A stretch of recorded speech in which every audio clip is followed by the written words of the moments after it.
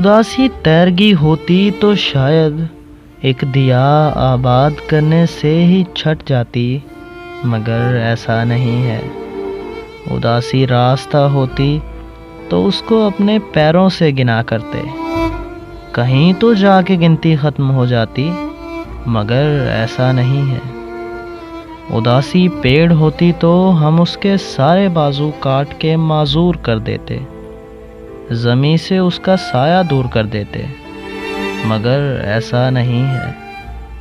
اداسی سال ہی ہوتی تو ہم خود کو یہ سمجھاتے کہ دیکھو 365 دنوں کی بات ہے ساری، اداسی پھر نہیں ہوگی، مگر ایسا نہیں ہے۔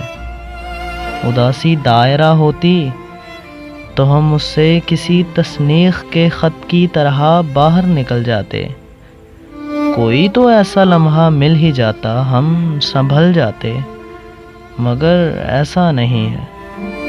اداسی تو اداسی کے سوا کچھ بھی نہیں ہے۔ یہاں جتنی بھی بارش ہو یہ مٹی نم نہیں ہوتی، اداسی کم نہیں ہوتی۔